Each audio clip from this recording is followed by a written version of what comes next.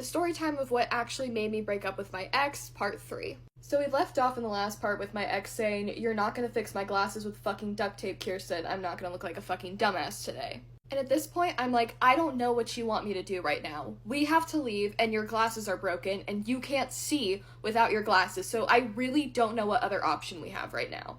So he says, "It's not my fucking fault that you like to wake me up at the last fucking minute and make us late for everything." And you know what? Sometimes I would sleep past my alarms and I would have to wake us up at the last second and rush us out the door. Sure, that's annoying. But like I said in the first part, this man would not wake up unless I woke him up at the last possible second. So if I didn't wake this man up at the last possible second, he would be pissed at me. So like, damned if I do, damned if I don't, you know? But I don't say any of that to him, of course, because like I said, I am so numb and defeated at this point. I took a deep breath and I said, "Just give me the fucking glasses, blank." He has his glasses in his hand and he winds up his fist at me. And he's shaking and trembling with his entire body and he is breathing at me like this. And he is staring at me in a way that I have never had anybody look at me before in my entire life. And he's doing this for a few seconds, shaking and breathing like that and staring at me, and I'm just frozen, staring back at him. And finally, after what felt like a lifetime, he throws the glasses into my lap and goes, "You're such a fucking piece of shit."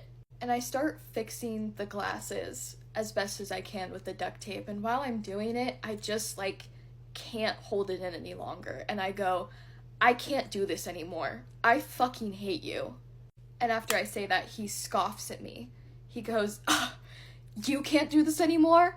You can't do this anymore. Right, I wish you knew what it was like to be fucking blind, Kirsten." I fixed up the glasses pretty decently with the duct tape, enough for them to stay together at least, and for them to be wearable. And he put them on, and he drove me to work, and it was a completely silent drive. No music, no talking, no nothing. And when I tried to get out of the car, he grabbed my arm and pulled me into a really tight hug. My ex and I were in the same friend group at the time, and it was made up of mostly dudes. So I didn't tell any of the dudes in my friend group what was going on, but I told all of my female friends exactly what was going on. I said, "Blank almost hit me this morning. I am going to break up with him tonight, and I need you to hold me to it." And then I did the same thing at work. I told everybody that I had gotten even remotely close to, "Hey, blank almost hit me this morning. If I come in tomorrow with my engagement ring on, I need you to slap the shit out of me." Everyone that I told was unbelievably supportive and asked me what I needed and how they could make the situation safer for me. I had safety plans set up with everybody that I could. He picked me up from work that day, he drove me home, and when we got home, that's when I broke up with him. And I will make videos about how the breakup went because it was messy all the way up until the end, right? But one thing that I want to note is that when I was breaking up with him, I said straight up to his face, "I think you were gonna hit me this morning."